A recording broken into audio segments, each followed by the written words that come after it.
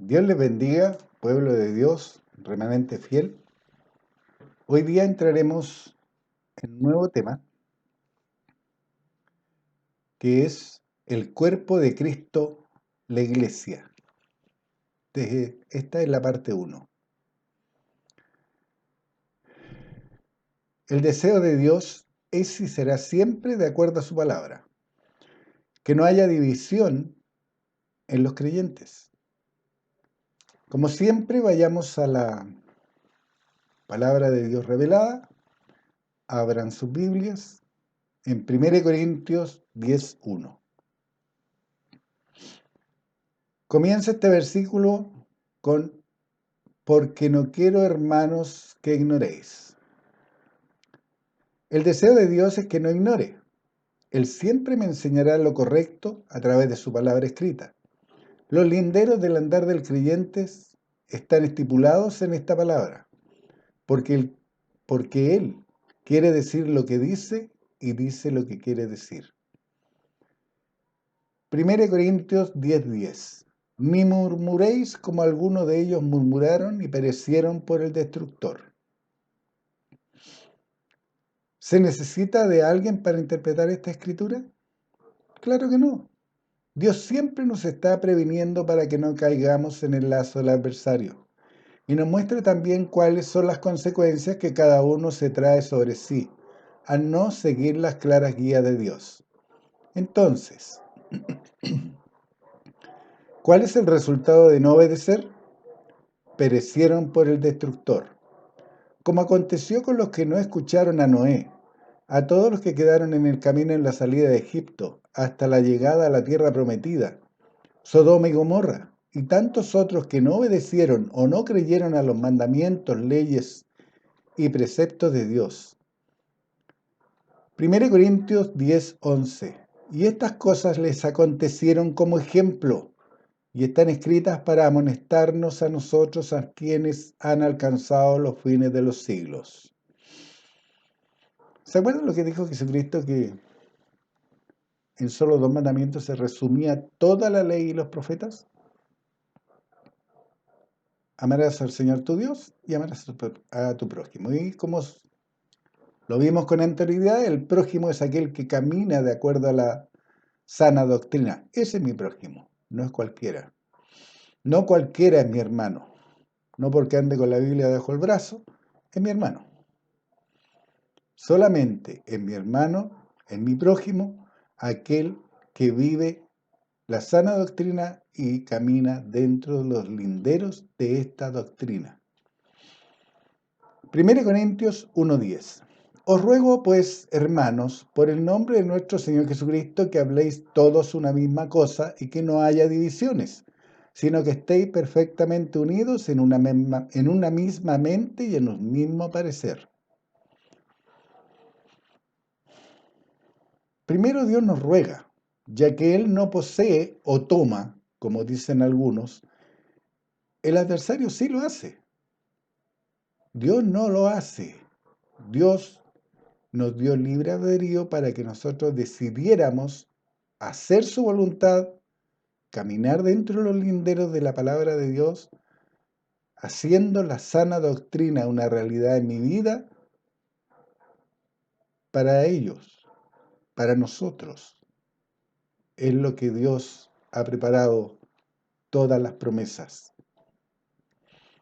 Luego nos dice que hablemos lo mismo, que no nos dividamos, que tengamos una mente, un parecer. Al entender que la palabra de Dios es la voluntad revelada de Dios, es cuando empiezo a andar en la senda correcta. Habléis todos una misma cosa. ¿Cuántas religiones hay?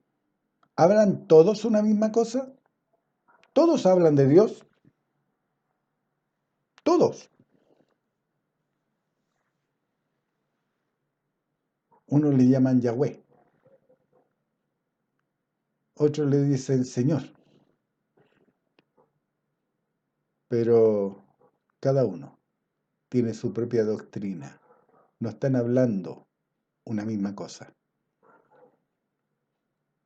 Por eso Dios nos ruega que hablemos lo mismo, que no nos dividamos, que tengamos una mente, un parecer. El entender la palabra de Dios es la voluntad revelada de Dios. Cuando yo entiendo eso, es cuando empiezo a andar en la senda correcta. Habléis todos una misma cosa. ¿Y cuál sería una misma cosa? La respuesta es lógica. La palabra revelada e incontaminada de Dios.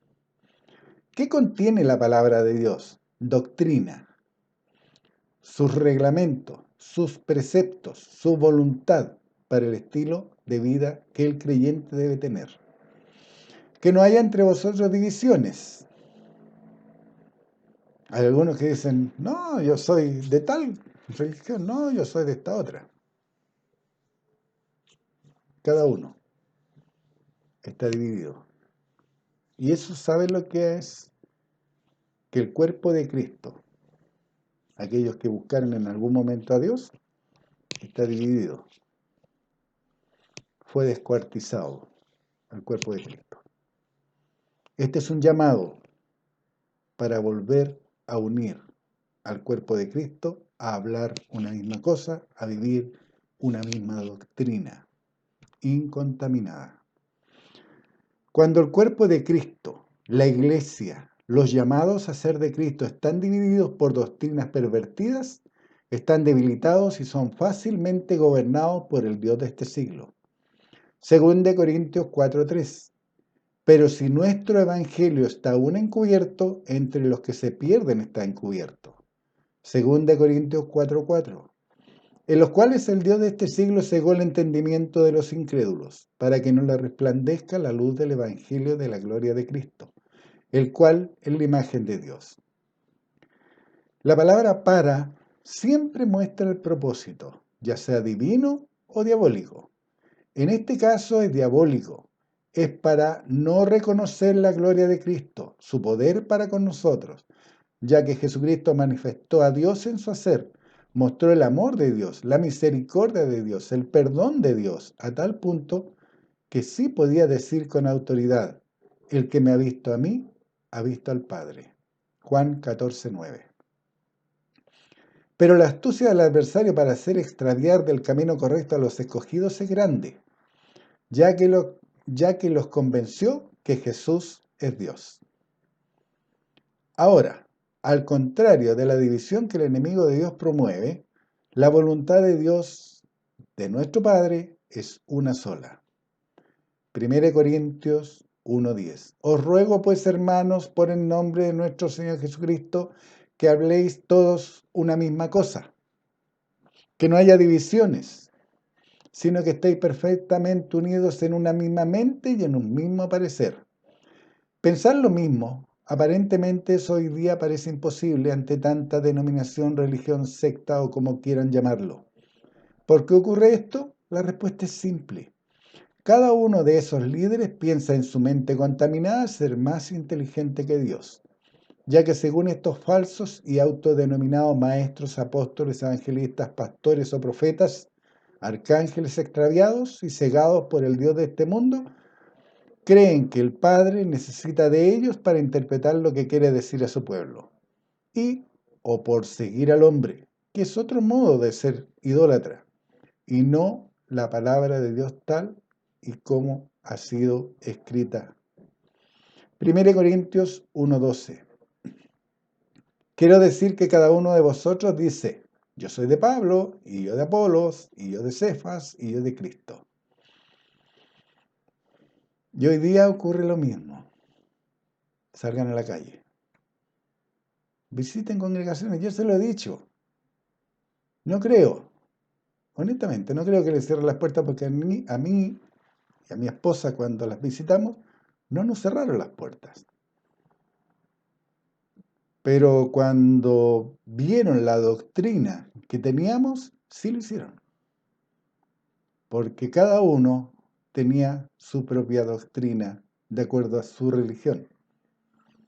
Y eso es división. Por eso Dios dejó establecido en su palabra, como leímos recién, En 1 Corintios 1:12, quiero decir que cada uno de vosotros dice, yo soy de Pablo, yo de Apolos, y yo de Cefas, y yo de Cristo. ¿Les resulta familiar? Quiero decir que cada uno de vosotros dice, yo soy de. ¿Les resulta familiar? Hoy se dice, yo soy mormón, yo soy evangélico, yo soy pentecostal, yo soy adventista y un largo etcétera. Y aquí viene la gran pregunta.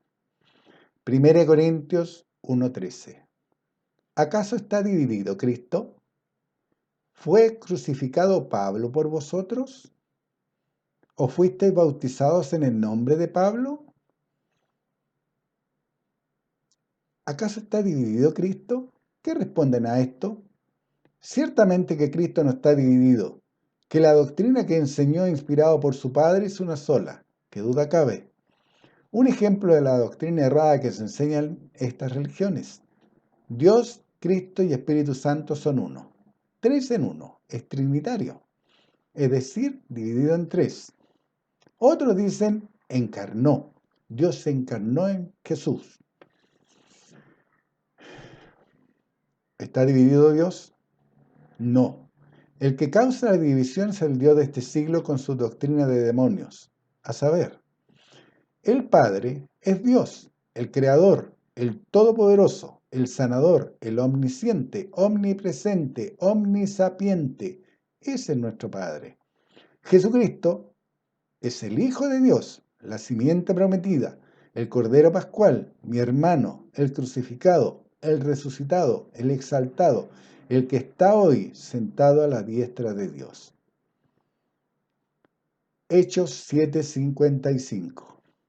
Pero Esteban, lleno del Espíritu Santo, puesto los ojos en el cielo, vio la gloria de Dios y a Jesús que estaba a la diestra de Dios. Para todos aquellos que creen que Dios está dividido en tres, aquí se muestra lo contrario. Dios, que es espíritu, de acuerdo a Juan 4:24, está sentado en el trono, y su Hijo, el resucitado, está sentado a su diestra. Y ese Jesucristo es el que intercede por los santos. Porque nosotros podemos pecar. Hay pecados que nosotros cometemos por ignorancia. Hay pecados que nosotros cometemos muchas veces por ser tosudos. Y otras, que son las más, porque hemos sido engañados por el adversario. Pero cuando nosotros nos damos cuenta de ese nuestro error, tenemos un abogado. Y ese abogado le dice al Padre, yo también pagué por eso.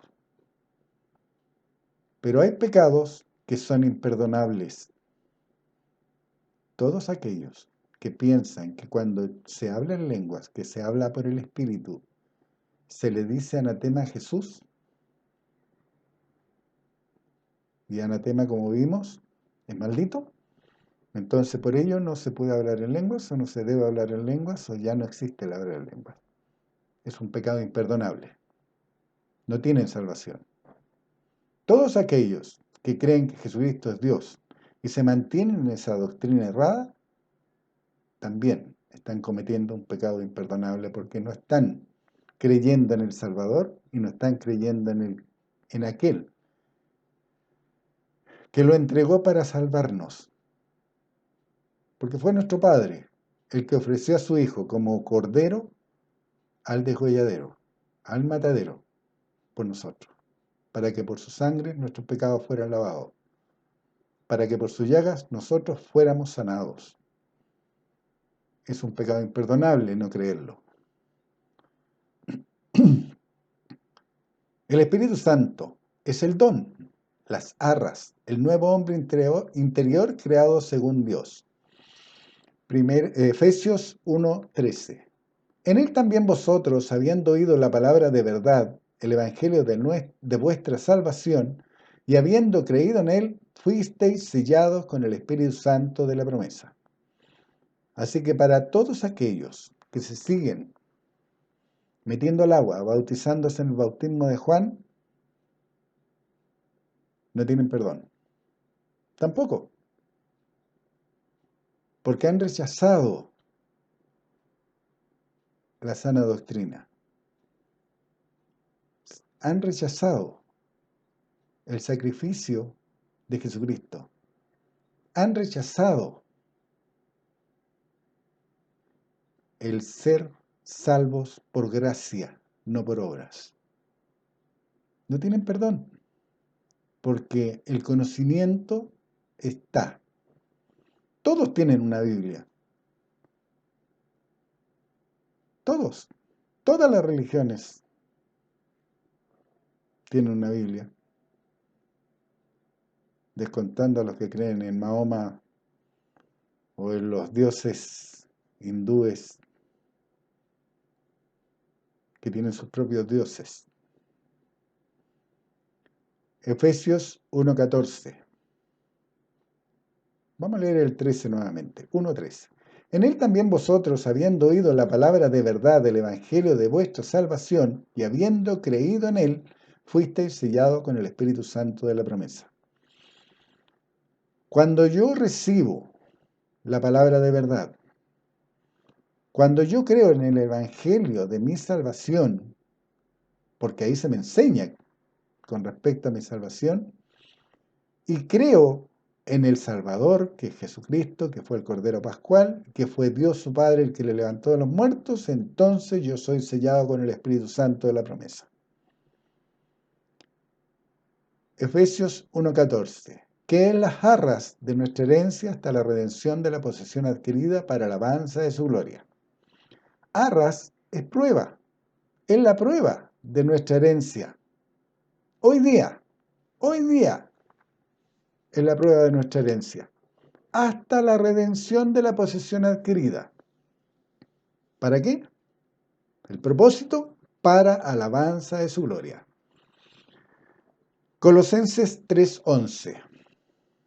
Donde no hay griego, ni judío, circuncisión, ni incircuncisión, bárbaro, ni escita, siervo, ni libre, sino que Cristo es el todo y en todos. Las arras, la prueba, el Espíritu Santo de la promesa, el Consolador, por nombrar algunas cualidades y características. 1 Corintios 1:21. Pues ya que en la sabiduría de Dios el mundo no conoció a Dios mediante la sabiduría, agradó a Dios salvar a los creyentes por la locura de la predicación. La sabiduría de Dios está disponible desde tiempos inmemoriales. Primeramente fue hablada por los profetas, a los cuales no escucharon y a muchos mataron, así está escrito. Después envió a su Hijo, al que tampoco creyeron. Hoy día, al que tampoco creen. El mundo no conoció a Dios mediante la sabiduría. Agradó a Dios salvar a los creyentes por la locura de la predicación. Esa es nuestra responsabilidad. Nosotros somos embajadores de Cristo. Nosotros predicamos la palabra de Dios. Y otra perversión del adversario, creen que predicar es ponerse a gritar, exaltado, agitando los brazos como un poseído, porque lo son. Jesucristo nunca hizo nada de eso. Jesucristo no se puso a gritar como loco en una esquina sin que nadie lo escuchara. O no se puso a gritar con micrófono. Bueno, que en ese tiempo no había micrófono. Pero dice alzando su voz. Y es lógico, si habían 4.000 o 5.000 reunidos escuchándole, tenía que alzar su voz. Lo que no significa gritar, sino Dios lo hubiese dejado establecido en su palabra. Y predicar es declarar la palabra de Dios. Declararla. Enseñarle a la gente. Esa es nuestra responsabilidad. Por eso Dios nos dio a nosotros el ministerio de la reconciliación, de volver a unir lo que había sido separado. El mundo y la mayoría de las religiones niegan a Dios e idolatran a su Hijo, al creer que Jesucristo es Dios.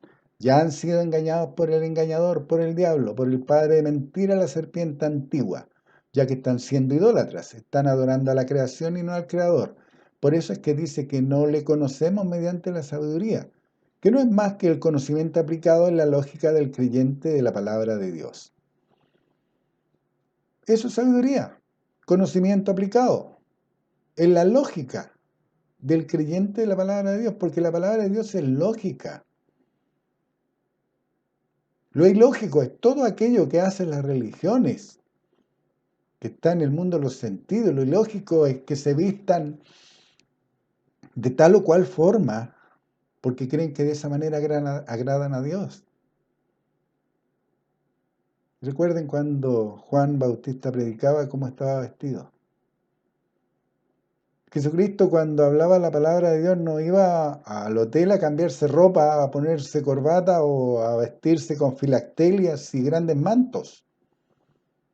Era su ropa casual, su ropa normal, con la que había caminado kilómetros, en tierra, en piedra, y él hablaba la palabra, porque lo importante no era el vestuario, lo importante era la palabra que él entregaba, la palabra que él compartía, la palabra que él enseñaba, inspirado por su padre, porque él hacía todo lo que su padre le mandaba. Ahora, ¿qué debo predicar? La palabra revelada de Dios, su voluntad, sin quitar, sin agregar, sin cambiar, sin cuestionar, sin interpretar o negar la palabra. Porque dice lo que quiere decir, dónde lo dice, cómo lo dice, cuándo lo dice, por qué lo dice y a quién se lo dice. ¿Grandes o largas rogativas repetitivas? No, Jesucristo no lo hizo. Los discípulos tampoco lo hicieron. Porque si fueran necesarias, Jesucristo nos hubiese enseñado que de vanas repeticiones. O Pablo, Pedro, o todos aquellos discípulos, Mateo, Marco, Lucas y Juan, también lo hubiesen enseñado, porque es la voluntad revelada de Dios, ¿se acuerdan? Pero no fue así. No lo dejó de establecido de esa manera. Entonces, esas largas rogativas repetitivas no son de Dios. Es vana palabrería. Los largos cantos, tampoco. Jesucristo no tenía un grupo de cantantes para adorar a Dios. Él adoraba a Dios haciendo su voluntad. De esa manera lo adoraba, siendo obediente a Dios, haciendo lo que Dios le mandaba. ¿Bailarinas? Menos bailarinas.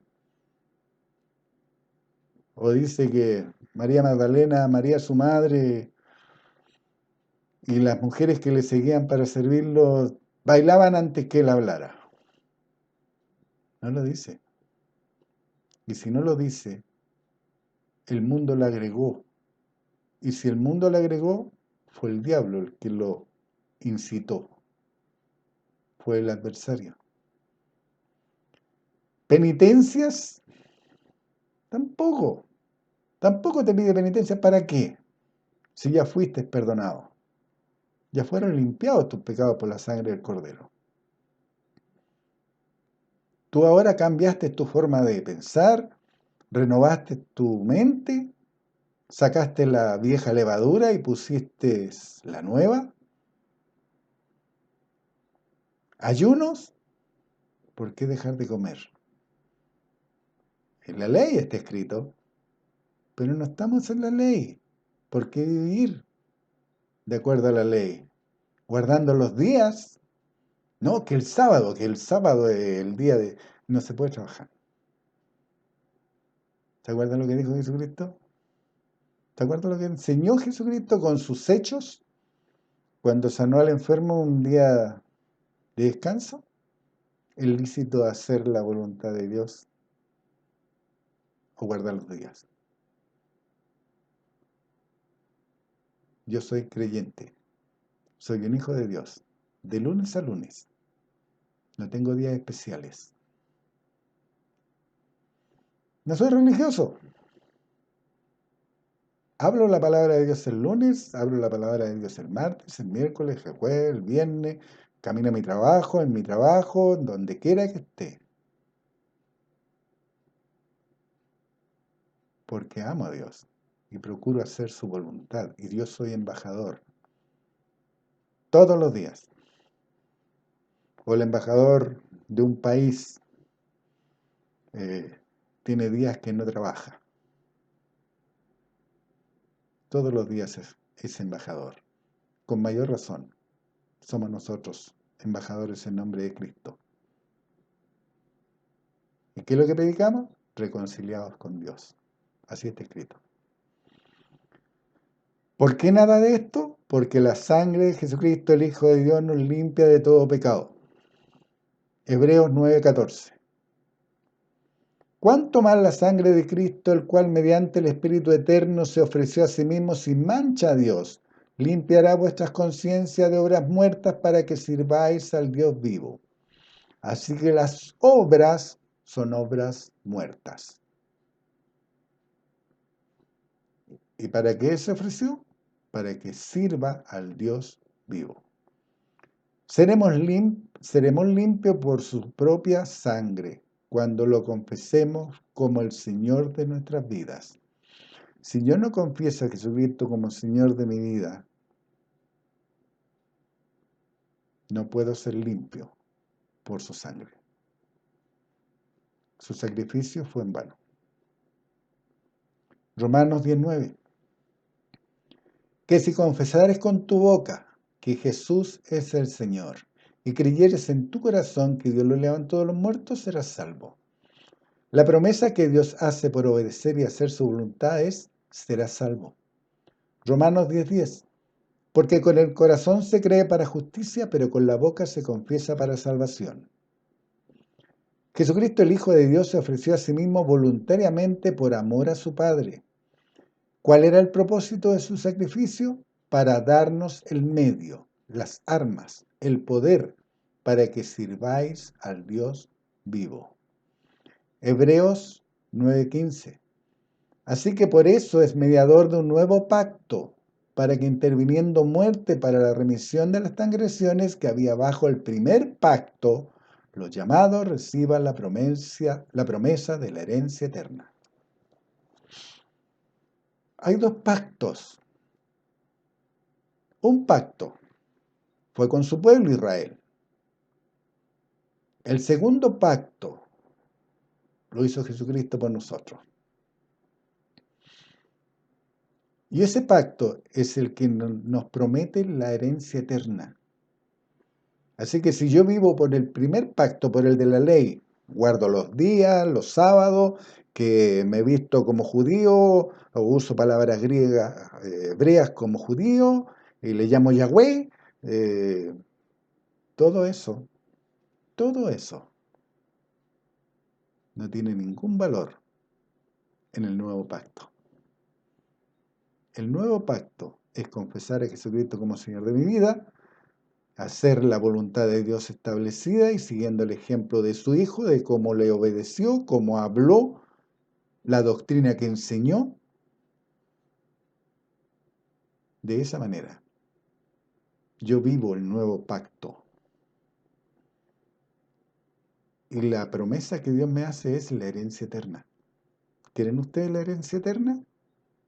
Obedezcan a Dios. Vivan el nuevo pacto. 1 Corintios 1:23. Pero nosotros predicamos a Cristo crucificado. Para los judíos, ciertamente tropezadero. Y para los gentiles, locura. Nosotros sí predicamos al Cristo crucificado, porque en la cruz fue donde se cumplió lo prometido por Dios. El Cordero Pascual fue inmolado por nosotros. Fue ahí donde por su sangre nos limpió de todos nuestros pecados y por su llaga fuimos nosotros sanados. Así que todos aquellos que con el rugido del león, con el rugido del Dios de este siglo en el mundo, con la pandemia, todos aquellos que se van a gloriar porque se pusieron la primera o segunda inyección, es porque no han creído nada de lo que Dios hizo por medio de Jesucristo. Son obreros fraudulentos, son apóstatas de la fe, son aquellos los que van a la muerte eterna, porque no han creído todo lo que Dios les dio por medio de Jesucristo. 1 Corintios 1:23. Pero nosotros predicamos a Cristo crucificado, para los judíos ciertamente tropezadero. Entonces todos aquellos que se creen judíos, aún hoy, o que profesan la religión judía, ¿qué dice Dios?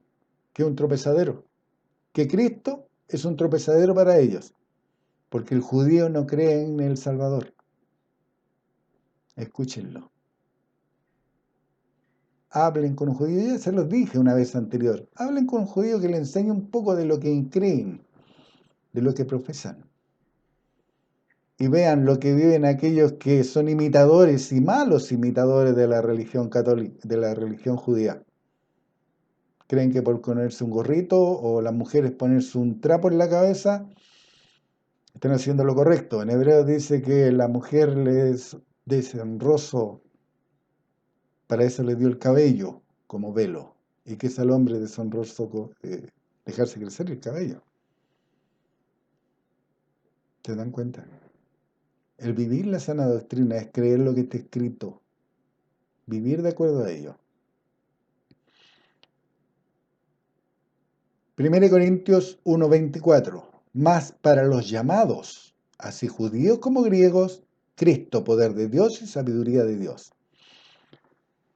Los llamados. Yo un día escuché la voz de Dios por medio de una mujer que me enseñó la doctrina correcta y me sacó de adorar ídolos mudos y me trajo al conocimiento de la verdad. ¿Cuántos de ustedes han sido llamados? Cada uno sabe cuándo sintió esa calor en el corazón por hacer la voluntad de Dios. Y no importaba qué lo que éramos en otro tiempo, si éramos rojo, blanco, amarillo, colorado, de lo que hayamos sido. Si fui llamado y creí, Cristo, poder de Dios y sabiduría de Dios, no importando lo que yo era antes. Por eso aquí dice, y está escrito, 1 Corintios 1:24, más para los llamados, así judíos como griegos, Cristo, poder de Dios y sabiduría de Dios. Romanos 10:3, porque todos aquellos que se niegan a vivir la sana doctrina, también en este libro de doctrinal, porque es un libro doctrinal, el libro de Romanos, Dios dice, Romanos 10:3, porque ignorando la justicia de Dios y procurando establecer la suya propia, no se han sujetado a la justicia de Dios. Cada una de las religiones está procurando establecer su propia justicia. Unos porque se visten, otros porque cantan, otros porque bailan, otros porque gritan más fuerte, otros porque aletean más o porque gritan más. Quieren establecer su propia justicia y no se sujetan a la justicia de Dios. ¿Cuántos y cuántas hoy no han creído y no han obedecido a Dios y siguen haciendo obras o considerándose siervos de Dios, es decir, sirvientes de Dios y no hijos? ¿Te acuerdas lo que enseñó Jesucristo con respecto a los siervos? Que no sabían lo que hacía su Señor. ¿Esos son? No saben lo que hace su Señor. No saben. Un hijo de Dios sabe lo que hace su Padre. Jesucristo lo sabía. Los discípulos lo sabían. Toda la voluntad de Dios porque Jesucristo se las transmitió. Nosotros verticalmente somos hijos de Dios. Vertical. Yo soy hijo de Dios. Pero en la iglesia, en el grupo de llamados, en el cuerpo de Cristo, yo soy siervo en forma horizontal. Estoy al servicio. Estamos al servicio de la congregación, no para ganarme un puesto como algunos, o porque quiero estar en la testera también para así usufructuar de los diezmos y ofrendas. Quiero tener un puesto para ser admirado por los hombres. Estamos al servicio de la casa creyente. El enseñar la palabra, la doctrina correcta, el compartir a la gente, el sanar sus corazones, el confortarlos, exhortarlos, redarguirlos, que es corregirlos, con el único propósito de que sean instruidos en justicia. ¿Ya? Así que, acuérdense, verticalmente, yo soy un hijo de Dios.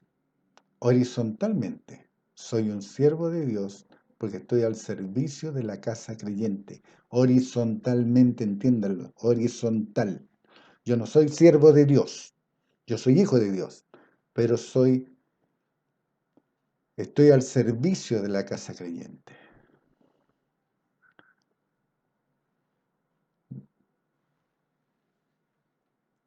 Vayamos a Romanos 10:4. Para todos aquellos que están viviendo la ley aún hoy, Romanos 10:4. Porque el fin de la ley es Cristo, para justicia a todo aquel que cree.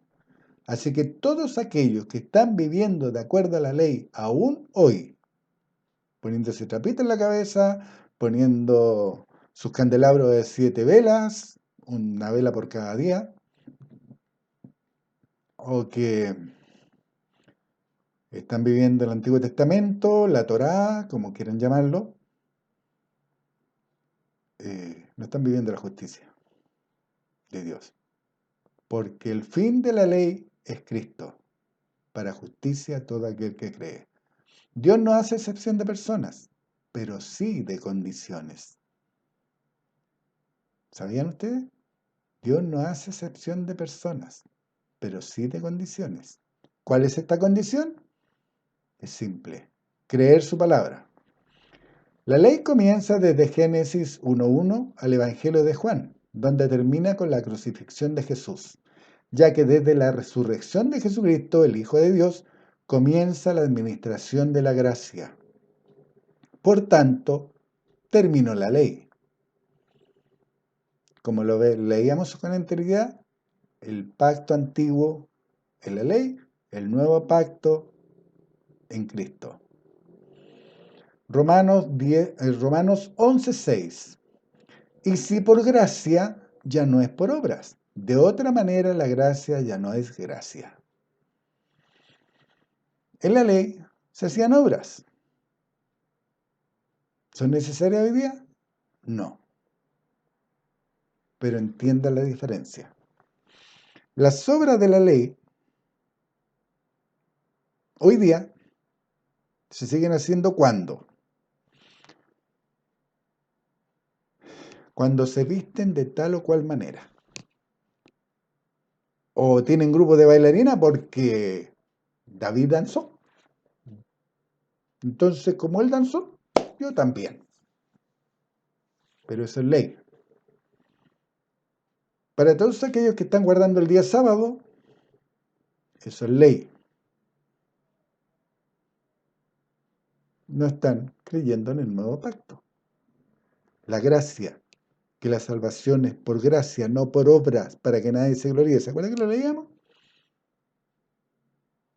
Y la gracia es el favor de Dios inmerecido al hombre. Nada más.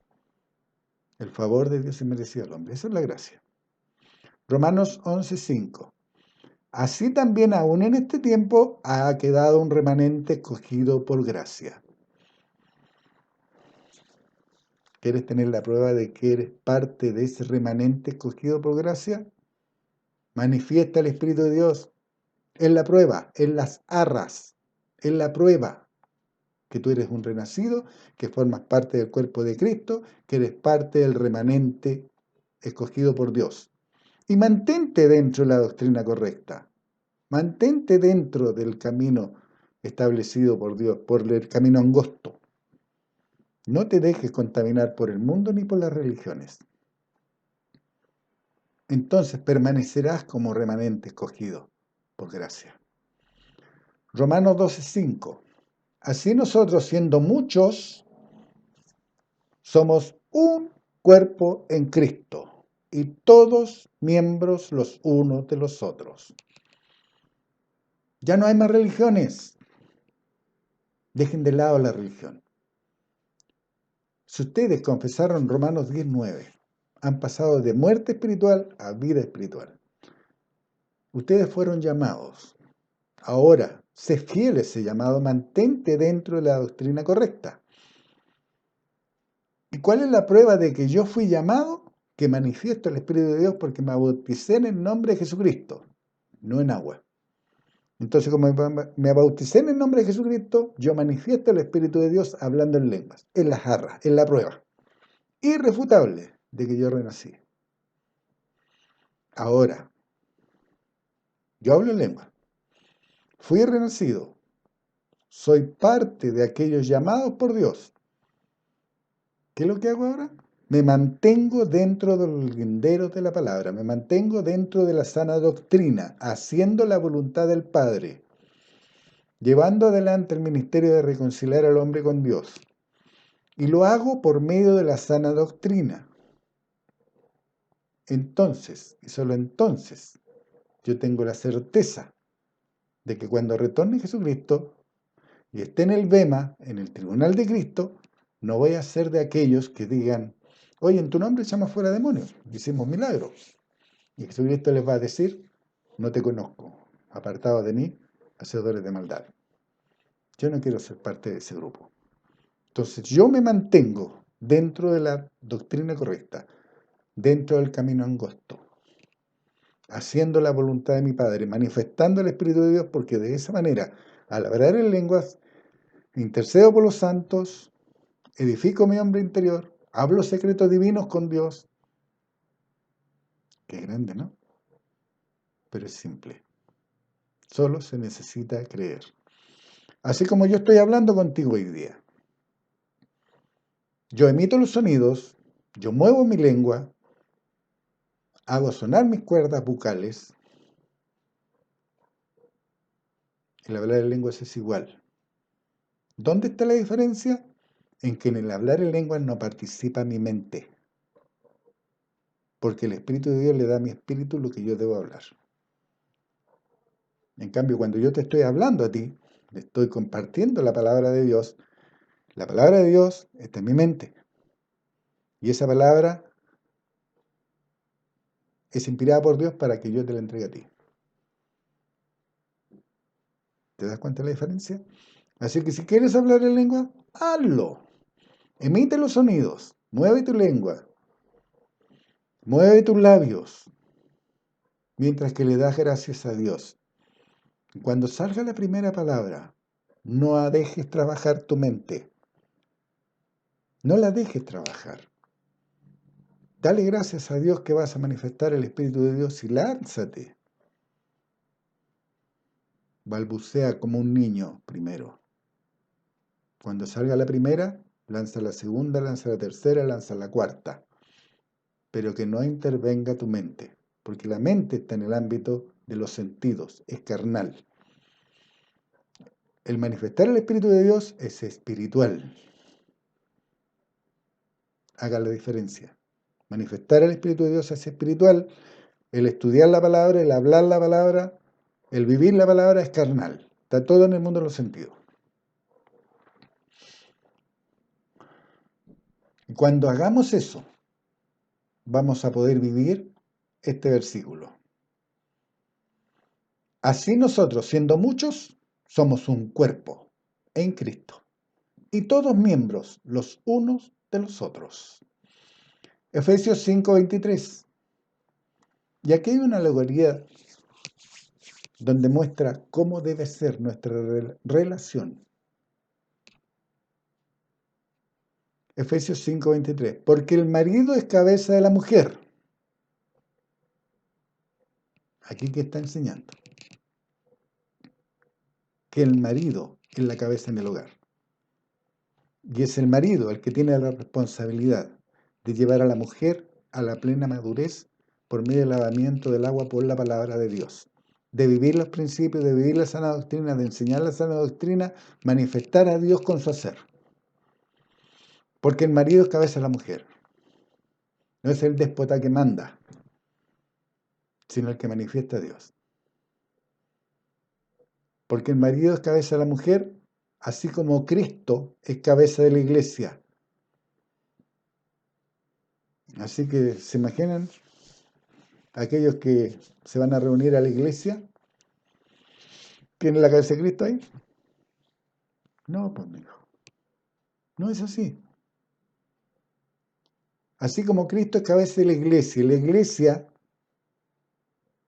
su significado de la palabra iglesia es los llamados, los congregados con un propósito. Eso es la iglesia, la cual es su cuerpo. Así que todos aquellos que renacimos del Espíritu de Dios, que tenemos las arras, que tenemos la prueba irrefutable de que somos renacidos, que procuramos hacer la palabra de Dios, caminar dentro del lindero de la palabra, cumpliendo el ministerio de la reconciliación. Somos parte del cuerpo de Cristo y Él es nuestro Salvador. Efesios 5:24. Así que, como la iglesia está sujeta a Cristo, así también las casadas lo estén a sus maridos en todo. Porque, ¿qué es lo que está haciendo el adversario hoy día con los matrimonios? ¿Han visto? ¿Se han preocupado de ver lo que está pasando en el mundo con los matrimonios? La mujer tiene los mismos derechos del hombre, entonces están a la par. Entonces hay dos cabezas en esa casa. ¿Y qué enseñaba Jesucristo? Una casa dividida sobre sí misma cae. Dos cabezas, división. Espiritualmente. Espiritualmente, entiéndanlo. Espiritualmente. El marido es cabeza de la mujer. Espiritualmente. Los dos son renacidos. Los dos tienen el Espíritu de Dios en Cristo en ellos. Están a la par. Son hermanos. Los dos. Pero espiritualmente, el varón es cabeza del hogar. ¿Entienden? El matrimonio, como el Creador lo diseñó, el ejemplo dado por Dios para mostrar la sujeción que debe tener la iglesia, los llamados a ser de Cristo, para con su Salvador. Porque el matrimonio es hermoso, como Dios lo creó. El varón es la cabeza de la mujer. Tiene responsabilidades, tiene una vida en su mano. Dios le dio una vida, la vida de su esposa. Y a él le va a pedir cuenta si esa mujer se pierde. ¿Lo habían pensado? Esa es la responsabilidad que tenemos nosotros los varones. Tenemos una vida en nuestras manos. Mi responsabilidad es llevarla a la plena madurez espiritual. Y la mujer, ¿sabe cuál es la responsabilidad de la mujer? Extraer lo mejor de mí por su asistencia. Por eso se complementan. Y cuando el matrimonio se vive de esa manera, el matrimonio es poderoso. Y nada, ni nadie lo va a separar. Así que, como la iglesia está sujeta a Cristo, así también las casadas lo estén a su marido en todo. El matrimonio, como el Creador lo diseñó, el ejemplo dado por Dios para mostrar la sujeción que debe tener la iglesia, los llamados a ser de Cristo para con su Salvador. Efesios 5:25. Maridos, amad a vuestras mujeres, así como Cristo amó a la iglesia y se entregó a sí mismo por ella. Varones, ¿están dedicando su vida para bendecir a sus mujeres? tanto espiritual como física, están llevando a esa mujer a resplandecer como la reina del hogar, porque si hay un rey, hay una reina. Si ustedes quieren ser rey de la casa, hagan reina a sus mujeres. También está escrito que es corona. ¿Saben? Da pena ver en las religiones a aquellas mujeres opacas, miserables en su vestuario, porque así se lo enseña la religión, porque así muestran humildad.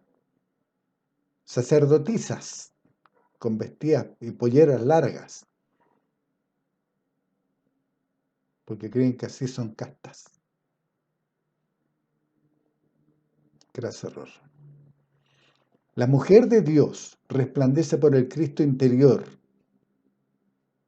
La mujer de Dios resplandece por el Cristo interior. Y eso se manifiesta en su vestuario. Vean a las mujeres en sus religiones si manifiestan al Cristo, si resplandecen en su vestuario.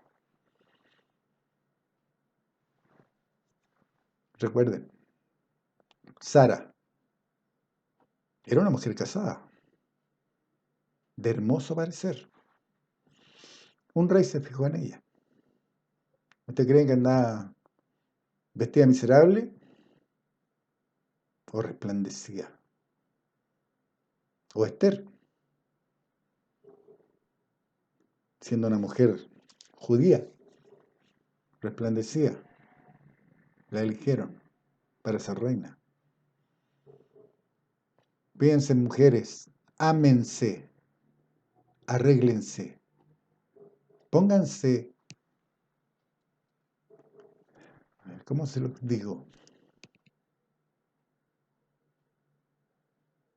Como hija de Dios. Una hija de Dios manifiesta a Dios, lo manifiesta sin abrir la boca.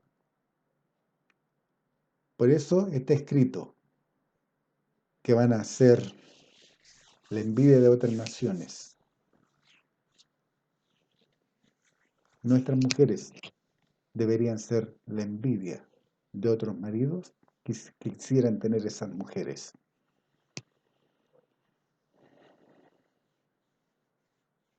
Y no estoy hablando de lo sexual. Estoy hablando de mujeres que resplandecen por el Cristo interior. ¿Maridos entienden? ¿Quieren entender la profundidad espiritual de esta declaración? Vivan el matrimonio como Dios lo diseñó, por medio del pan de vida, la santa, pura e incontaminada palabra de Dios. Efesios 5:26. Para santificarla, habiéndola purificado en el lavamiento del agua por la palabra. Esa es la responsabilidad de los maridos, santificarla, habiéndola purificado en el lavamiento del agua por la palabra. ¿Para qué? Esperar un día para ir a adorar a un edificio si tú no estás santificando a tu mujer en tu casa. Y tu mujer no estás amando a tu marido como cabeza del hogar.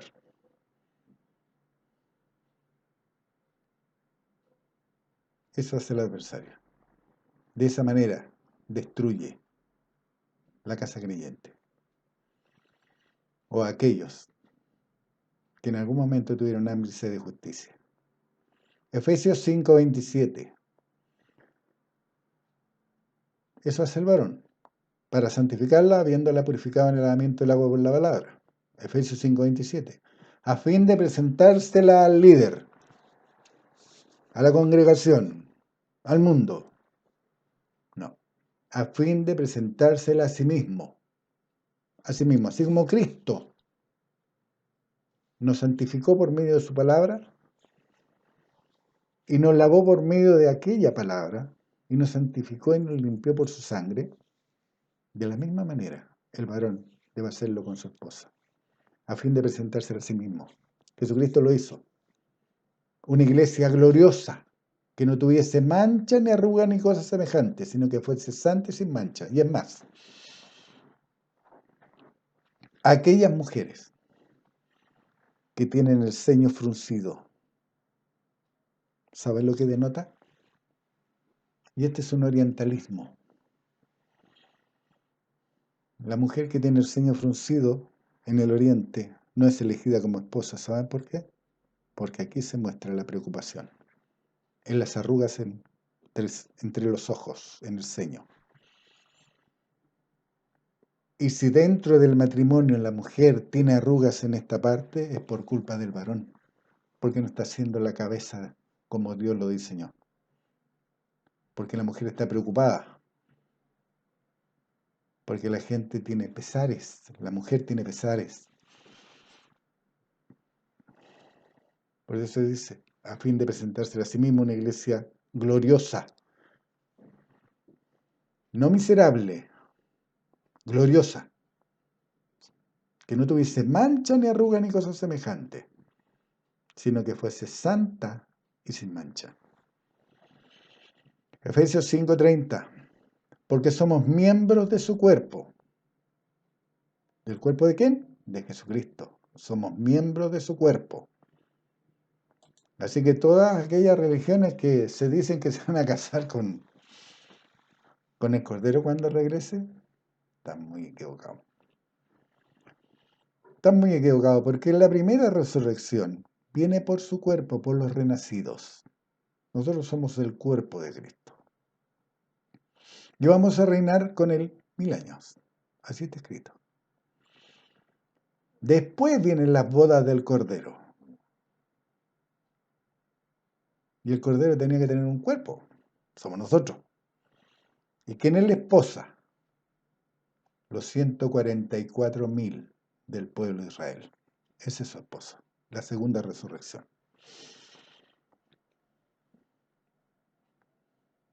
Así de simple es la palabra de Dios. Efesios 5:32. ¿Qué nos dice Dios? Grande es este misterio. Grande es este misterio. Es un misterio. En las religiones es un misterio. En el mundo es un misterio. Grande es este misterio. Mas yo digo esto respecto de Cristo y de la iglesia.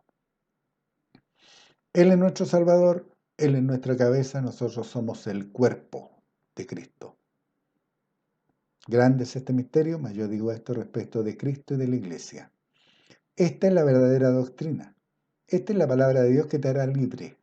Esta es la palabra de Dios que pide que no haya divisiones en el cuerpo de Cristo, que hablemos todos una misma cosa, dejando de oír a espíritus diabólicos engañadores, que su único fin es llevarnos a la división y con ello a la perdición de nuestras almas y de la salvación ganada por Dios mediante Jesucristo, pagando un alto precio con la sangre de Jesucristo, su Hijo primogénito.